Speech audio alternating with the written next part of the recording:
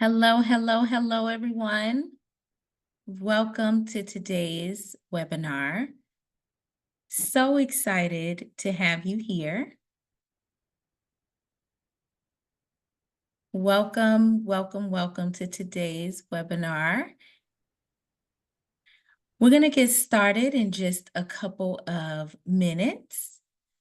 I'm going to give folks some time to transition into the space. Thank you so much for being here.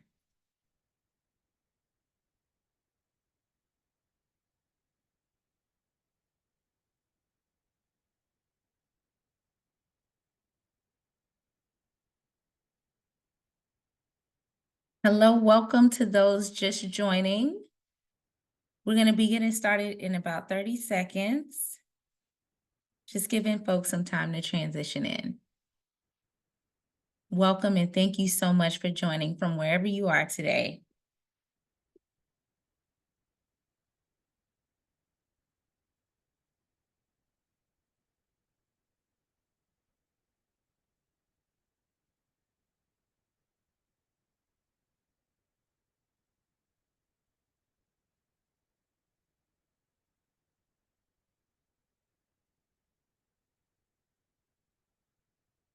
All right, I'm going to go ahead and get us started. Good morning or good afternoon. Welcome to the Increasing Quality, Quantity, and Diversity webinar series. Today's webinar is hosted by the 1 Million Teachers of Color campaign and is the fourth of 5 compelling sessions that are designed to disseminate best practices for cultivating and retaining diverse educators.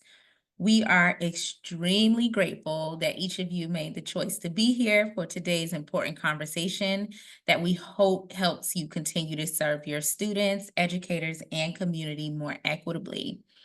As we go through today's content, our team will be sure to post any important links into the chat to resources that support the discussion. And this session is also recorded and will be uploaded to the campaign's YouTube channel for your convenience. The 1 Million Teachers of Color campaign seeks to grow the ranks of our nation's teachers of color by 1 million and leaders of color by 30,000 over the next decade through a broad cross-sector coalition to advocate for change at every level of the system. The campaign's primary objectives will be achieved through 3 key strategies. The first is advocating for policy change and stronger policy implementation at the federal, state, and local levels. We also aim to build a national narrative to influence public opinion about the urgency and importance of educator diversity. And the third is to disseminate best practices and research and solutions to inform the field and establish networks of aligned champions, very much so contextualized in our space today. This campaign is led by a phenomenal steering committee, which includes leading experts from the 8 organizations that you see here. You can learn more about our partners and our funders by visiting the campaign website. And I am so excited for today's conversation. So over the next hour, we hope to help you think more expansively about creating supportive conditions for diverse educators by delving deeper into the findings and recommendations from the campaign's newest district policy brief. These findings and action steps will then lead us to a compelling panel discussion about how we can more effectively create the conditions necessary to recruit and retain a high-quality, diverse workforce and ensure that all students benefit from a more inclusive learning experience. We are honored to have this conversation moderated by Dr. Nicole Hughes from Teach Plus, and we'll be joined by Dr. Bernadine Futrell from the U.S. Department of Education, Dr. Jeremy Owa, who's a superintendent in Jacksonville North Pulaski School District in Arkansas, and Dr. Peter Watts, a CEO and co-founder of Watts of Power Foundation and community organization in LA. So, just to kind of frame up today's purpose and conversation a bit more, we know that in today's increasingly diverse world, the future of our students depends on their access to learning environments that are led by effective and culturally diverse educators. However, despite this critical need that we know is real, Too many barriers are continuing to prevent people of color from pursuing and thriving in school leadership roles. While 55% of our US students are children of color, only 22% of teachers and 23% of principals reflect that diversity. And this gap has significant consequences for our education system. But the good thing is that it does not have to be this way. For young people to succeed in school and beyond, they need strong academic experiences that foster both learning and a sense of belonging. We know that the research continuously shows us that a high quality, diverse educated workforce not only delivers richer learning opportunities, but it also strengthens students' sense of connection throughout their K-12 journey and even beyond. So while federal and state policies play a critical role in shaping the systems for recruiting and retaining quality educators, we know that what happens at the district level has the greatest impact on students' daily experiences and the educators they encounter. So the campaign's newest policy brief, Creating Conditions for Success, is more than just research. It's a call to action to ensure that all young people can thrive in the future that we're building together. So what we did is we conducted interviews and focus groups with 30 educators and leaders across 15 states. This included public districts, charter schools, and higher education, to gather actionable insights on how local education officials can foster and maintain a strong, diverse workforce. Our key findings were based on these four guiding questions. Why does educator diversity matter? What challenges have you experienced when it comes to strengthening and diversifying the educator workforce? What bright spots are leading to better systems and solutions for diverse educators? And what are the most important steps that local education officials can take to increase the strength and diversity of their educator workforce? Now, while our brief delves deeper into each of these findings in more detail, we're going to just focus on the fourth question here for the sake of this webinar and share the 5 key action steps that surface from our interviews and focus groups for this brief. I also just want to note that as we dive into these action steps, it is so crucial to recognize that the voices of the educational leaders were at the heart of this work. Their insights guided our approach to putting this brief together and also developing these action steps that are very contextualized in creating thriving communities for educators of color. So first, it's important to leverage data to show how diverse educators improve student outcomes, while also inviting stakeholders to join us in making our schools places where educators of color can feel like they can succeed. As a former leader myself, I know that building buy-in is essential, and that requires clear, consistent messaging that resonates across your local community. As demographic and political landscapes are shifting right now in this time, our focus should remain on the solutions that are continuing to serve our young people. That's why co-designing practical strategies with schools, families, and community partners is key. As one of our district leader participants said, we are unapologetic about ensuring representation and engaging all stakeholders in a meaningful way. And I really believe that this level of intentionality is what is going to make this work feel sustainable and drive lasting change for us in the future. The second action step is about setting clear goals and timelines, along with shared accountability to drive diversity among teachers and school leaders. We heard loud and clear that this work begins by establishing goals that assess diversity throughout the entire talent pipeline, from recruitment all the way to retention. It's also vital to adequately staff and fund an equity office or department to lead these efforts. Our participants really elevated that, and ensuring that you're partnering with schools, families, and community stakeholders on strategies that are most aligned and effective based on their lived experiences. Another key piece is building school board champions who can offer valuable oversight and support. As one of our district official participants put it, there is no magic bullet. It's hard work that needs to be intentional and consistent. Clear goals serve as guideposts and accountability mechanisms to help make that happen. And I really just appreciate this sentiment because we know this is a long game, but consistency and again, investing the right people and having them at the table is what continues to make this work sustainable and impactful. Our third action step is about regularly assessing how welcoming, inclusive, and culturally affirming your classrooms and schools are for the educators, students, and families that are there. And then take meaningful action based on that data. This starts with collecting and sharing disaggregated data on school climate and practices and working with stakeholders to outline actionable steps. For instance, some of our participants highlighted some bright spots in their districts that where they modeled equity-focused data reviews with very clear protocols for ongoing equity-centered instructional conversations. And you can read more about these bright spots and examples in the brief itself as well. We also heard that this work can't exist in a vacuum, and it's critical to pair this data collection with transparent, actionable steps that are rooted in the broader educational ecosystem. One of our principals that participated shared, "Do you know the strengths and stories of each of your people?"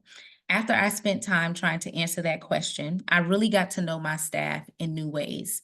We built on those conversations to co-create a strategic plan for professional development that drew on their self-identified strengths and growth areas. Another district official from our focus groups noted that the work we do with our principals is to set the right tone in our schools. That's how we support educators today, and it's how we start encouraging high schoolers to think about a career in education tomorrow. I just think that this quote is so powerful and captures the essence of our fourth action step in this brief, which is investing early and holistically in the educator talent pipeline. Effective recruitment strategies, including financial incentives, should prioritize the unique value that diverse backgrounds and tangible skills bring to the table. So partnering with preparation providers and community organizations is so essential to advancing diversity goals for both teachers and school leaders. And I love these heart reactions. Let me know that you are here in the room and you are engaged with the content. Thank you so much for showing love to this brief and also our conversation today. Thank you so much. And then our fifth action step, and perhaps one of the most important in creating supportive conditions, focuses on prioritizing personal and professional development to sustain and retain educators of color. And, I think this begins with establishing professional learning communities that foster identity, such as affinity spaces, and connecting educators to high quality instructional practices and materials. We heard in those focus groups that, our educators of color want to be developed and they want to be developed with intention. We also heard from our participants that implementing representative mentorship programs is also essential, and that these connections should honor the distinct lived experiences of the educators and leaders in our buildings and support tailored career planning to make the career feel sustainable. And you might also considering offering financial incentives and stipends to compensate educators for their extra responsibilities in the service to our schools and communities. We heard a lot in our focus groups about the invisible tax and how educators of color are often tapped to do additional work without acknowledgement. And so thinking about how you might be more creative about the financial incentives that pair with this extra responsibility is something that we heard loud and clear as well. And finally, we also heard that there is a vital need for healing and support. One of our school leaders powerfully stated that these schools have harmed many of us, and there has to be professional healing and support. And we've got to know we're leaving better emotionally and with the knowledge and tools to do our jobs well. So I want to leave you with that statement because as much as this is technical work, this is adaptive work and healing work that we do on behalf of cultivating a diverse educator workforce. And as we transition to our panel discussion, I encourage you to think about which of these actions you can lean in more intentionally based on your local context. And with that, I am so excited for this dynamic discussion amongst these panelists. They're each bringing a wealth of knowledge and expertise to the space that I know will only strengthen our learning today. It's my distinct pleasure to pass the mic to my colleague, Dr. Nicole Hughes from Teach Plus, who's going to moderate today's panel and introduce our panelists. Thank you, Dr. Hughes, for being here, and I'll pass it over to you. Thank you so much, Dr. Tomlinson. Hello, everyone. Glad to be here. As Dr. Tomlinson shared, my name is Nicole Hughes, and I am a National Director at Teach Plus. I am excited to welcome today's panelists. First, I want to welcome Dr. Jeremy Owa. Dr. Owa is the Superintendent of Schools for Jacksonville North Pulaski, overseeing more than 4,500 plus students. Since beginning his career as an English teacher in 2003, Dr. Owa has held various leadership roles, including principal, assistant superintendent, assistant commissioner of Educator Effectiveness for Arkansas. Glad to have you. Welcome, Dr. Owa. Next, I'd like to welcome Dr. Bernice Futrell. Dr. Futrell serves in the Biden-Harris administration as the Deputy Assistant Secretary in the Office of Elementary and Secondary Education in the U.S. Department of Education. She currently leads the agency's Equity Action Plan and the Elementary and Secondary Discretionary Grant Programs under the Elementary and Secondary Education Act. Welcome, Dr. Futrell. Finally, I would like to welcome Dr. Peter Watts. Dr. Watts was born and raised in South Los Angeles and is the CEO and co-founder of the Watts of Power Foundation. Through the Village Initiative, Dr. Watts leads efforts to recruit, train, and holistically support Black male educators with the focus on providing wraparound support in a residency model, which includes affordable housing so teachers can live and work within the community they serve. His vision is to empower educators while fostering educational equity and community revitalization in South LA. Dr. Watts, we're glad to have you. All right, everyone. Our first question is for every member of the panel. So we'll kick it off with Dr. Owa, move to Dr. Futrell, and then Dr. Watts, you can share your response. What are some of the working conditions that cause diverse educators to leave the profession? And then how can districts better support their retention? How have you found certain strategies more effective in retaining educators of color? Good morning, good afternoon, everyone, and thank you, Dr. Hughes, for leading this panel. One of the things that in my time, both at the state level as well as at the district level, that I've learned that really could lead to potential educators, diverse educators leaving the field is that one, they do not see their upward mobility. They don't see advancement opportunities, nor do they see ways to be able to support themselves and their families within the education profession. And they look to other professions to gain upward mobility as well as more fiscal or financial stability.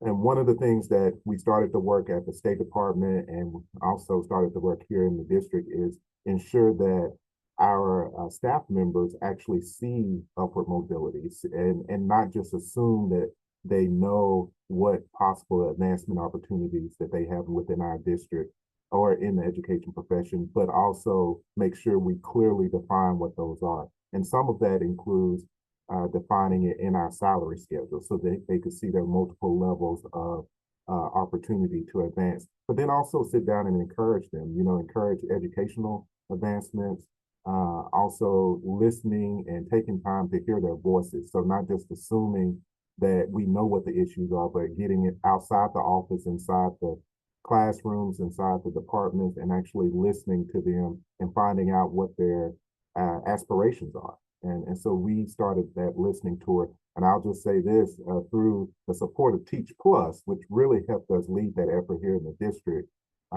with our teacher leaders, we really started that work with that project and then continued it on after our time with Teach Plus. Dr. Futrell, what are your thoughts? Thank you so much. Good afternoon, everyone. And thank you to the campaign for hosting this webinar. I think the first step to addressing anything is coming together to figure out what we can do, because we can always do more together than on our own. And so this is a great step in that direction and a great example. So I want to thank thank you all, excuse me, for your leadership here. As you mentioned in the introduction, I also lead, in addition to our discretionary grants, I also lead our agency equity action plan that was created. Every agency created an action plan after President Biden signed the day one executive order on advancing racial equity and equity for underserved individuals. And throughout the few years working in the administration at the Department of Education, one of the things that I've kind of settled and kind of have a laser eye focused on is recognizing, understanding all of the inputs and the things that have gotten us to the disparity and inequities that we see. Looking at the impact of Brown v. Board on the Black educator pipeline, looking at scholars such as Travis Bristol and Leslie Fenwick and the work that they've kind of promoted in terms of advancing educator diversity. And all of that kind of, to me, pulls together to this understanding that we need great schools for every kid in every community. And a way to do that is to focus in on supporting high quality, high effective educators. And we know additionally that educators, diverse educators, Black, Hispanic, Latino educators have an oversized impact when it comes to students of color. And so thinking about how do we, one, have that laser focus of this goal of great schools in every community. That's the work that we've been doing at the Department of Education. And so our secretary calls it the ABCs of teaching. So he calls for us to kind of challenge and push to ensure that every person, every student, every individual, every principal, everyone that is in the school building, even parents coming by, they have what they need to raise the bar for a rigorous education for everyone, for every student. And so the ABC, so the A, and this is a lot in alignment with what Dr. Owa said, so I love this already, is having agency. So supporting our educators and treating them like the professionals they are. Educators on the line, you know what you're doing, you know what's effective and family and child-centered. And so our understanding is, how do we make sure that you have more agency to get those things done? And then thinking about weaving educator voice into our policies, into our grant making. Just this weekend, I was in Buffalo for a Teach to Lead, which is one of our largest initiatives where we empower teacher and educator voice. And so understanding, one, that's number one, that's the A, autonomy. But then the B is the better working conditions. And I think this is where we have a lot of work to, one, focus on, but also to recognize, because sometimes we accept things that we shouldn't. We should not normalize classrooms at 95 degrees. We should not normalize not being able to wear, your pumps if you go to this particular school, because the floors may not be able to sustain you because, whatever's happening with the facilities. And so we shouldn't normalize buildings that were built in the 20th century that are not up to the needs and the learning conditions that our students and our educators need in the buildings.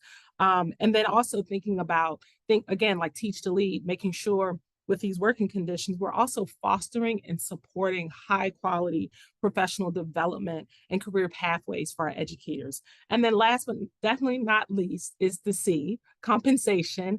And we know the data shows that teachers all across the board earn about 24% less than other college graduates.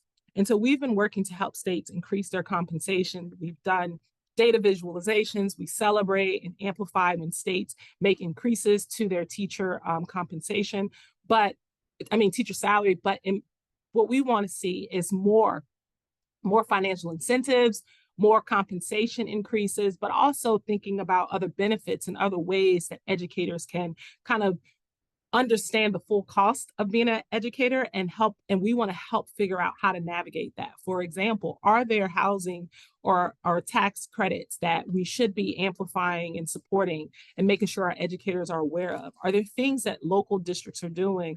You mentioned, housing for educators. So how can we ensure that full compensation package, salary plus compensation, is really responsive and reflective of the awesomeness the greatness that we have in our classrooms and our schools. And I believe that is a strategy that we can all get behind and really support. And when we do that, I know we'll see, larger outcomes when it comes to diverse educators as well supported educators across the board. Thank you.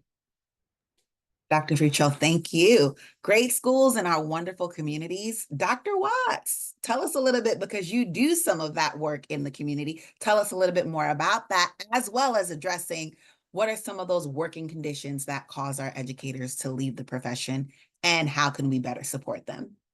Yes, thank you, Dr. Hughes, and thank you for the invitation to share. I've been an educator for the past 28 years now, and 17 of those years have been in the classroom as a second and third grade teacher. I also have 3 young adult children who are all in education, 33, 29, and 25. And I know I look like I'm 30 years old myself, right? And so I understand deeply and completely about the experiences of educators of color, in particular Black educators. I have a son who is a teacher in so Black male educators in particular. But one of the key factors that I found was that this feeling of isolation. Oftentimes, we are the only educator of color or Black educator on a school campus, and those feelings of isolation can lead to ways in which educators feel like they're not being supported or they're being targeted, for that matter, and don't want to stay in that school environment on that school campus. I'll give you an example of one of the fellows in our program who's a mentor teacher who said that he went to a school, he was working at that school, and he changed his hair. And when he went back to the school the next day, they thought he was an intruder. Now, he was a person on staff, and just because he changed his hair, he was seen as an intruder. And so it's those kinds of things. So not just isolation, but then also just many of the anti-Black practices that are in our school environments. And so we look at cultural misunderstandings and support for culturally responsive teaching practices. And so many of the ways in which we go about addressing those things is by creating what was said earlier, affinity groups, where if you were the only Black educator on campus, we connect you with other Black educators around the school system to create this culturally affirming environment where you can feel like you receive support and you're able to have these discussions that you need to have to support one another in these types of environments. We also talk about mentorship. A lot of times in programs where they are doing student teaching, for example, and they get matched with a mentor teacher, sometimes those matches are racial mismatches. And so oftentimes you can be with a mentor teacher who may be a great teacher, but don't have the cultural proficiency and understanding of the educator that's in that classroom. And sometimes that can be stressful as well. And so we talk about mentorship and professional development to help reduce, again, some of these things that educators are experiencing in our schools across the country. And then lastly, I'll just say reducing that work overload, where you're giving extra responsibilities without compensation, which was said earlier, but also you get sent all the bad kids to your classroom, bad kids, right? And so not only are you taking on your class and your lesson planning and all the things that you have to do as an educator, all of a sudden you become the disciplinarian for that school. And so they send kids to your class, and now you have your kids plus someone else's kids who don't have the classroom management, for example. And so these are the things that we saw and continue to see in our schools and ways in which we go about supporting our educators in those work conditions and situations. Dr. Watts, you mentioned the importance of mentoring. Thank you for sharing that. And Dr. Futrell, you mentioned the ABCs. I love that. Agency, better working conditions, and compensation. Can you expound on that a little bit more, specifically as it relates to retaining a diverse working environment? In particular, can you share with us some of the ways you might have leveraged opportunities for individuals to diversify the workforce through a focus on providing mentorship, providing professional development, or providing leadership opportunities for teachers of color so that they will stay in the education field? Thank you for that, and thank you, Dr. Watts, for those comments. Absolutely, we are fired up. We are working hard. We've been working really since day one of the administration, and I've been working on this prior to the administration. I had the honor of working with Howard University and AASA, the School Superintendents Association, to kick off the Urban Superintendents Academy. And like so it's 10 years now that the academy's been going, and we've been supporting diversifying the superintendency as well as principalships. And so we've been doing this work, and our sleeves are rolled up still, and we're getting it done. So just to give you a little bit of what we've been doing at the Department of Education, as I said, we're not just talking about it. We're like, our role, we can put funding behind it, we can amplify it, and then we can kind of facilitate, conversations in these types of environments. So we've budgeted over $3 billion for teacher development, recruitment, and retention programs, and much more in salary increases through the American Rescue Plan. We have taken important steps to increase educator diversity by publishing guidance. We've issued several policy briefs. We have guidance documents that is forthcoming. We've hosted national and regional convenings. I just came back from Buffalo from Teach to Lead. Last year, in 2 weeks last year, the end of October last year, we hosted a national conference on educator diversity where the committee was a part of that work. And so we've been doing this work, but we are also looking at how to prioritize educator diversity in the president's budget. And to me, what that means is not just programs that say teachers or educators, but every program that touches a school should have a priority around ensuring that support for our educators. And we've also incorporated into our discretionary grant programs. And with the campaign, we have launched the Teachers Leaders Shaping Lives, which is our PSA announcement with Teach.org and 1 Million Teachers of Color. We're super excited about that. That really focuses on honoring and lifting up the teaching profession. And it's a call to action for people to join. I see it as two parts: a call to action for people to join, but also like raising awareness of all the greatness that comes with being an educator, and really hoping that can be a catalyst to incentivize more of those financial incentives I talked about, as well as structural changes when you think about states and their policies for teacher certification, as well as higher education universities when they think about their teacher prep program. And speaking of higher education, for the first time ever, we're the first administration to fund what's called the Augustus F. Hawkins Center for Excellence grant program. We provided more than $23 million so far. And this is a grant that goes specifically because we know the oversized impact of HBCUs and MSIs on preparing and supporting diverse educators, but also we understand great research coming out of North Carolina regarding just the impact of HBCU trained educators on all educators who serve a diverse student body. And so we know this oversized impact. So very proud that we were able to invest over $23 million in the Augustus Hawkins Centers for Excellence grant program. And those grants, again, goes to HBCUs. So our historically Black colleges and universities, our tribal colleges and universities, Hispanic serving institutions, and minority serving institutions. And it's designed for teacher preparation to increase the number of well-prepared teachers, including teachers of color and multilingual educators. So these are centers that get created at the universities, and then they help to really lead the nation. In addition to that, we have pushed and expanded high quality grow your own programs. I think this is a huge opportunity when we talk about mentorship that Dr. Watts was mentioning. And these programs have to recruit and develop educators. We've invested hundreds of millions of dollars in these funds, including our Teacher Quality Partnership, our Teacher School Leader Incentive Funds, our Supporting Effective Educator Grant. So lots of grants there. And then what we're very, very honored and proud is that this administration worked with the Department of Education worked with the Department of Labor under the Biden-Harris administration to grow the number of approved registered apprenticeship programs for teachers. There were 0 in 2021, and now it's 41 states plus DC and Puerto Rico that now provide compensation as we kind of go through the educator pipeline process. This is amazing. I think it's well overdue, but kudos to this team here at Ed that's been working so hard on that.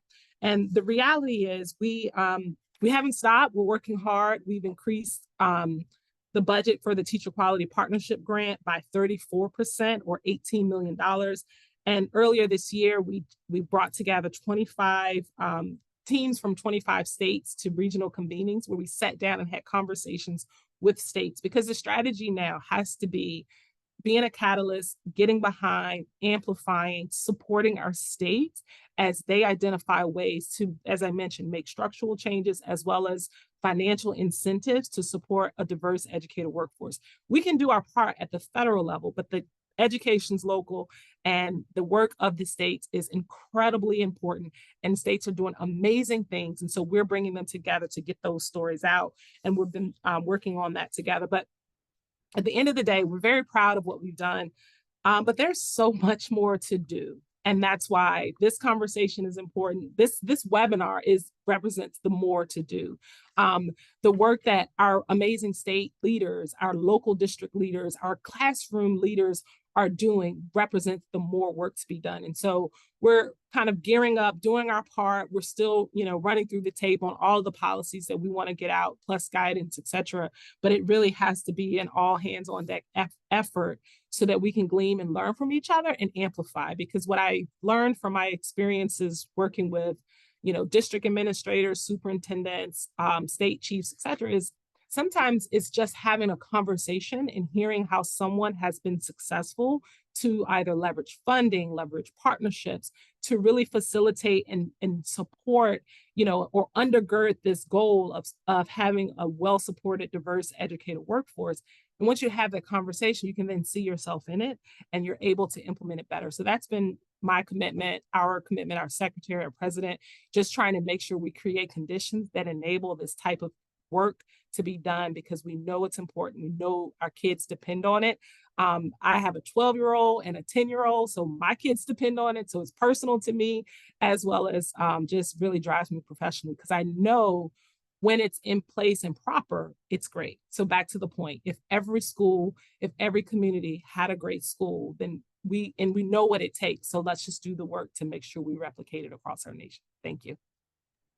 Dr. Futrell, thank you so much. It's so important to know what is happening on the federal level and on the state level as well. And Dr. Owa, it's also important to be able to talk to folks who are also district superintendents or district leaders and hear what they are learning and what they are doing well. So can you tell us a little bit about some of the promising initiatives you have practiced in your district that have forged partnerships with preparation providers and community organizations? How has your district tackled creating a robust and diverse educator pipeline? Well, a few things. One thing we realized as a district that we could not do this work by ourselves, that if we the true essence of education is making sure we have the right educators in the classroom and a diverse educator pool and slate of educators for our young people. We believe that our team believes that our students, our scholars deserve to be taught by a diverse slate of educators, and they should be able to have those experiences. And so one of the things that we started doing here is ensuring, one, being intentional and purposeful in ensuring we had that diverse pipeline. And so we partnered with the local university, University of Arkansas at Little Rock, with their education program to actually create a teacher residency program here at our high school. Our assistant superintendent, Dr. Janice Walker, leads that effort in that partnership and ensuring that those teachers who are, or those future teachers are in the classroom working with our young people. And they actually also provide tutoring and support during the day as well. But then they understand the needs, they understand the experiences, the background of our young people. And so we also use that as a recruiting tool. And so when they complete their internship with us during their teacher residency program, we let them know what positions are open so that they could fill those positions. So one, they don't have to look for another position or search for open positions, but two, we also have that deep pipeline, that continual pipeline of educators who understand our young people. And when we think about equity in education, equity, really, the heart of equity is having educators who really understand the needs of your young people. And our residency program actually helps support that. We also have a group in our district called City Year. It's a group of AmeriCorps who actually serve in our schools, who support literacy, math, and just as self-esteem, a lot of social and emotional needs for our young people. But we partner them with the education program at the local university. So when those core members serve their year within our schools, they have a direct pipeline to the education program, and their service year here in the school district actually serves as their internship. And so we're removing those barriers. But we wouldn't have known any of these things or the need without really getting out of our offices and actually getting into the schools, not just our local schools, but with our higher ed, our partners, our ed prep programs, and learning what they're doing, what supports, what opportunities they have, and then sharing them with our team locally in our district and really nurturing those partnerships. I believe relationships matter at all levels, and you have to do that. And at the heart of it is what's best for our young people. And we know that these partnerships with our local higher ed institutions and community organizations are really going to make a difference and make an impact with our young people. But also, the last thing I'll share, one of the things that we really believe is partnering. You know, I mentioned Teach Plus, and it's not because you're on here, Dr. Hughes, but that has been definitely been a strong benefit for our district, is really empowering those teacher leaders and ensuring that our teachers, our staff, the people who actually do the work each and every day for our young people have a voice, and they know they have a voice, and there's actionable steps based on their voice. And from that Teach Plus partnership, we birthed our district culture team, which also continued. We did a culture survey, but it extended that survey into small group meetings. And we actually learned a lot about what our staff needed and what it would take for them to stay within our district. And so I think not only just jumpstarting and increasing that pipeline, but also ensuring we have a pipeline of retaining our educators that we recruit to our district. And so those are some of the things that we're doing that we put a lot of energy in. Of course, I don't do it by myself. I have a great team. One of our goals, one of our commitments is to hire the right educators in the right spot. And we have a lot of leaders who care about the voice, hearing the voice of our staff members and ensuring that they're supported. Dr. Owa, you mentioned quite a bit the power of listening. And Dr. Futrell, you also mentioned how important it is to provide agency so that the experts have the space that they need to negotiate the best possible outcome. So Dr. Watts, tell us a little bit about the Village Initiative, because that's part of your work, listening and supporting diverse educators in Los Angeles. From your perspective, what are other things that school districts can do to work more closely with local communities, universities, and organizations? How can local school districts really strengthen that effort to diversify their local workforce? Thank you, Dr. Hughes. The Village Initiative actually was created to address the critical needs for more aspiring Black male educators in Los Angeles. And we know that when we have role models in the classrooms that look like the students, that student outcomes are positive. And so our residency program is a 2-year residency program in partnership with Los Angeles Unified School District and Cal State Dominguez as our Institute of Higher Ed. And we provide what we call wraparound supports for our residents as they're going through college. Those supports include affordable housing so that they can live in the community where they're actually serving. We also provide mentor teachers, we provide a therapist, we provide a life coach, they get a stipend, professional development, and the professional development that they receive is curated from our proprietary curriculum called the Components of Care, based off my wife's doctoral work on the ethic of care and culturally relevant pedagogy. And so it became a college course now being offered at Cal State Dominguez, and it looks at the care of educators themselves as we think about the trauma that educators endure in the K-12 system, and then trying to convince them to come back to that space. But then also, what does care look like for students? Because you can go through a credential program and get your credential as long as you can pass the test. But there's one question that they never ask in any of the certifications: do you like kids? And we would say, of course, educators like it. They wouldn't go into the profession, but I know that there are classrooms that you've seen where there was an educator in there, and you look and say, this person really does not like children, right? And so these are the wraparound again supports in our program in partnership with LAUSD, Los Angeles Unified, and it's key because, as Dr. Owa said and talked about, not doing this work alone. The Village Initiative is after the African proverb of "it takes a village." And so we know that you cannot do this work alone. You need school partners, district partners, institutes of higher ed, and your local community-based organizations who have their ears to the ground and who know the people in the community, who can find, again, those aspiring educators like we do. And because oftentimes people ask, well, where are you finding these Black men? We currently have 17 Black men in our residency program who are on the pathway to becoming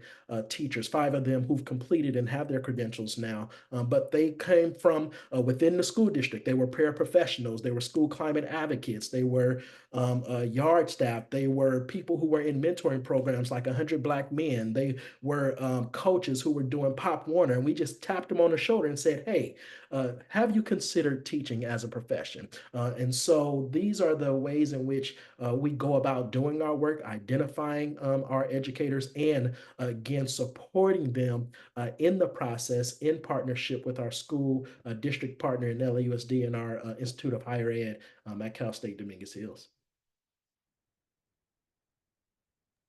Dr. Watts, you have a follow-up question from the chat, and that question is to share a little bit more about the ways in which your wraparound program and supports has uplifted the individuals in your care. I love that concept of the care for educators.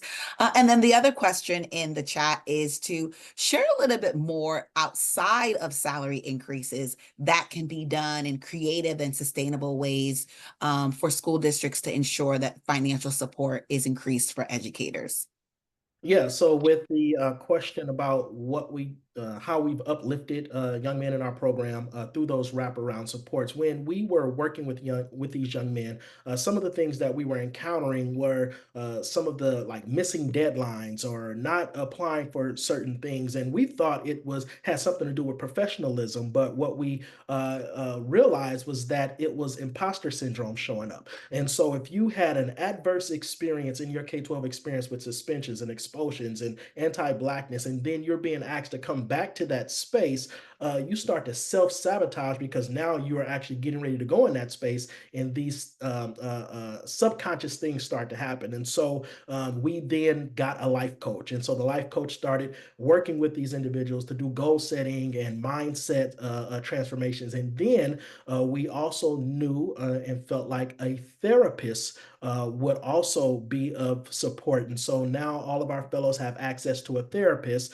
that is covered by grants and things that we've been able to receive and administer. And so they get therapy, they get life coaching to be able to work through whatever barriers and issues that they're dealing with personally before they go into the classroom. Because what we want to see are holistically healed Black men who are entering the classroom, who are highly effective, who are moving the needle on student achievement. And the last piece is who become homeowners in the communities where they live. And so, with the new administration that we are hoping to see happen with this in talking about affordable housing, I think that's the second piece when we talk about uplifting and creating wealth and legacy in a career in education. And so we believe that we can move people to the middle class with a career in education and help them be on a pathway to home ownership through advocacy and policies that are directly related to the education profession. Dr. Watts, thank you. Before we begin to close, let's make space for anyone who would like to also place a question in the chat, we are moderating the chat and we're taking a look at your questions. Dr. Watts, you do have a follow-up question. And that is, how do you fund the wraparound services? Money, money, money, money. They'd like to know, how are you finding that funding for life coaching, therapists, and housing that you provide to your teacher residents?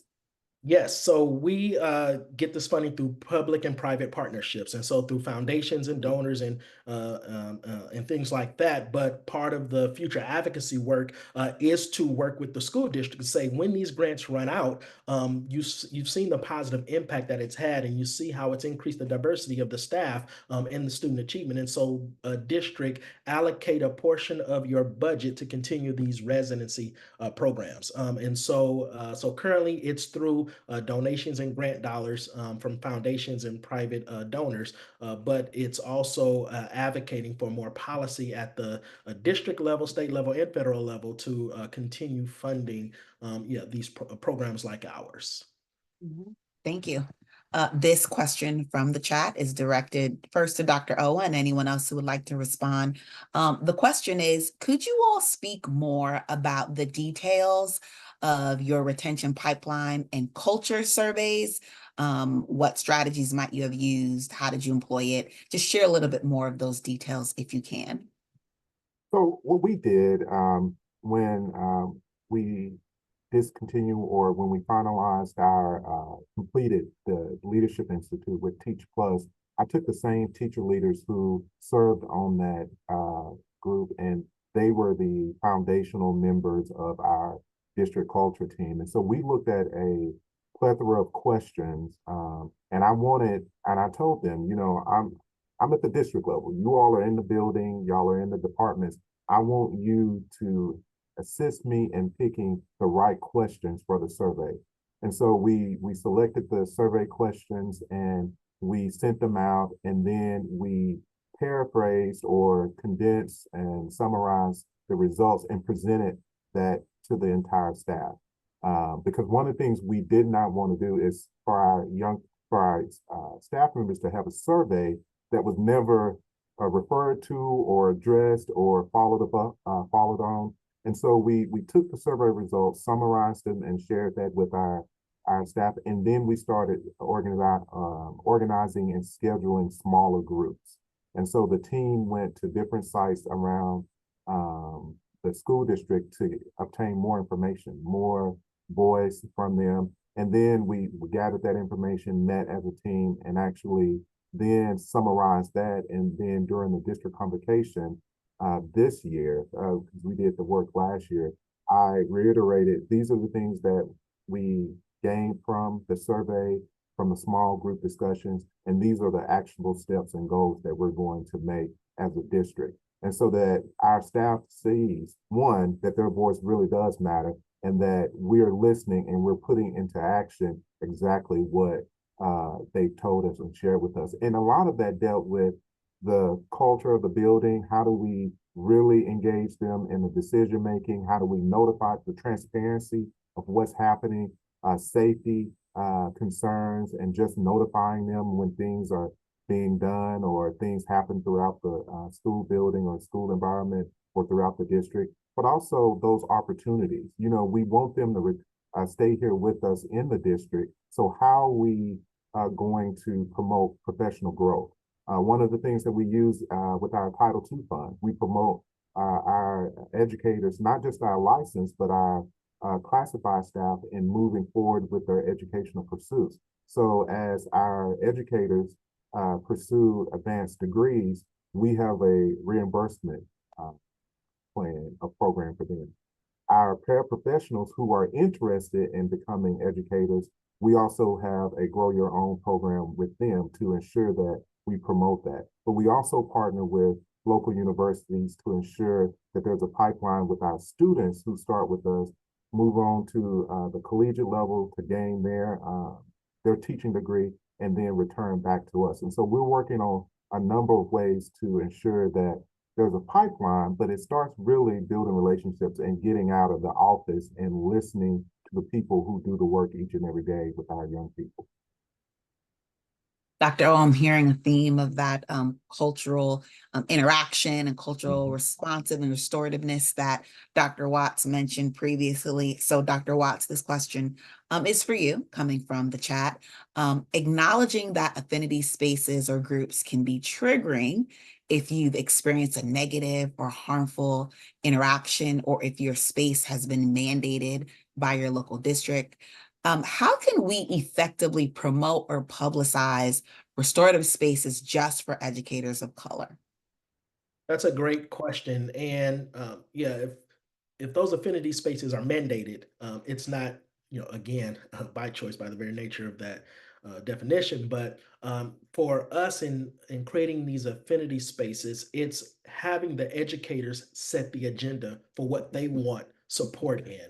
So it's not a prescribed, program. There's a framework, but it's not a prescribed program. But we actually, as Dr. Owa said, listen to the educators and say, what is it that you are dealing with and struggling with and need support in? And that's how we begin to curate those affinity spaces. So a lot of times they can look different, where some of those affinity spaces can be specifically for trauma informed care for the educator themselves. And then sometimes it can be about career advancement and leadership, and what do I need to do to advance in my career in the local school district in order to increase my pay? Or what can I do as a teacher to stay in the classroom and still be able to support myself and to increase even my income? So it just depends on that affinity group space and what those educators actually want support in and want to talk about, so that it doesn't feel like it's prescribed and mandated, in what we do.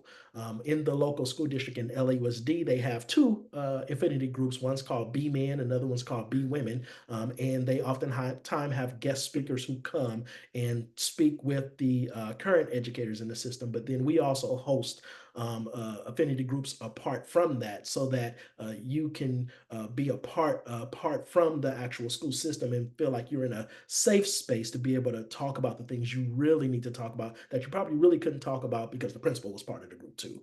So that there too. Mhm. Thank you. Dr. Futrell, you've got the last question, which is, how can districts better access the resources that you mentioned earlier? Are there plans to make those opportunities more widely available? Thank you for the question. And thank you, both Dr. Owa and Dr. Watts, for your remarks. I love it. And I'm excited about knowing the work that you're doing and that we're on this webinar talking about it.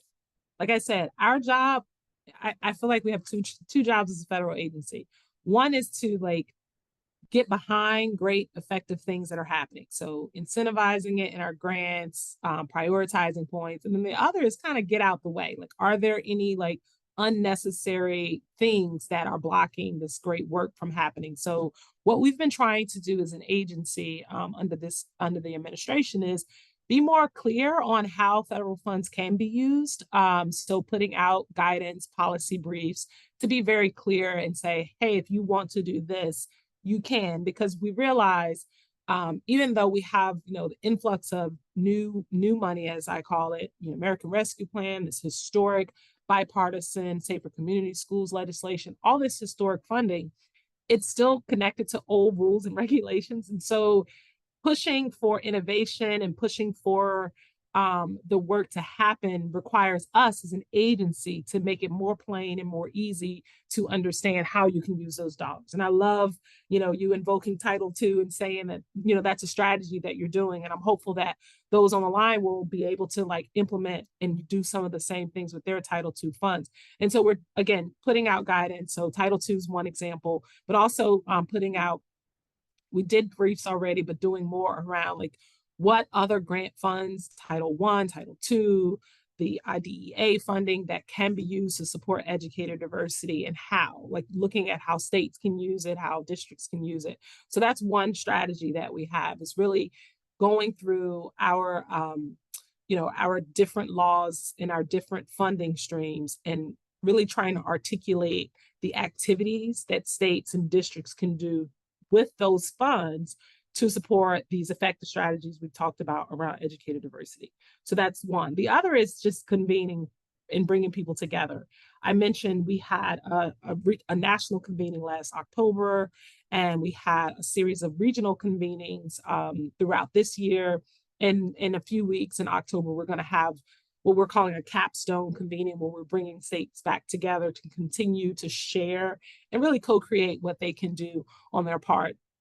And then the other part we're going to continue is to just be very clear and prioritize and incentivize educator diversity through our grants.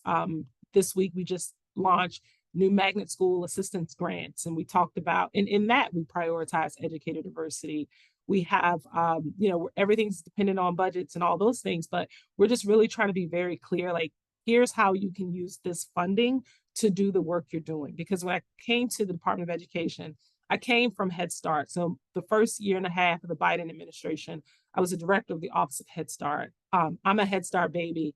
It was an incredible honor to lead Head Start. And one of the things I learned very early is that if we say it and put it in our policy, it makes it easier for people to advocate and get things done on the ground. So we would have to say in policy, if Target is providing a bonus to incentivize people to join your Head Start program, you can do that same amount. You don't have to be comparable to another school or another Head Start program. You can be comparable to Target, even if their number might be higher than yours. And that's just an example I'm using. But taking that same mindset, just coming here to Ed to say, okay, where is it that it's not clear? Or where is it that I know it can happen, but people shouldn't have to navigate it. Maybe let's make it easy. Let's do a webinar. Let's do a policy brief. Let's do guidance document to make it clear and get the word out. So that's what we've been trying to do, and really appreciate conversations like this where we can, back it up and say, that's right. You can use Title II for that. And if you have questions, give us a call. We'll talk about like how you can also use Title I, et cetera. So thank you for that question, and really want to encourage people just to really fundamentally what's family and child centered and effective. And if you don't know how you can use your federal funds to do it, give us a call until we, and in the meantime, we're going to be writing and pushing out as much clarity as we can. Thank you. Mm-hmm. Thank you to all of our panelists. Such rich information that our time has been well spent. Dr. Tomlinson, where can individuals find out more about the campaign? Thank you all so much. Again, I echo Dr. Hughes' just deep appreciation and gratitude for each of you and the work that you're doing on behalf of this issue. I know that we are right at time, and so all participants can expect to have a follow-up email where I'll include contact information from our dynamic panelists that they'll provide to me to pass along, and any other resources that they mentioned today that they think might be helpful. This session is recorded, so you'll also be able to find this on our YouTube channel, which I'll also include in that follow-up as well. And then finally, as we wrap up, you'll see a feedback survey that will take you 1 to 2 minutes to complete right as we wrap up the webinar. We deeply encourage you to take this, and please provide your feedback to us about this experience so that we can continue bringing thoughtful and substantive conversations nationally to you in this way. And with that, I will let you go and allow our panelists to say goodbye to you. And thank you so much for tuning in today. We really appreciate you being here. Thank you so much. Thank you. Bye.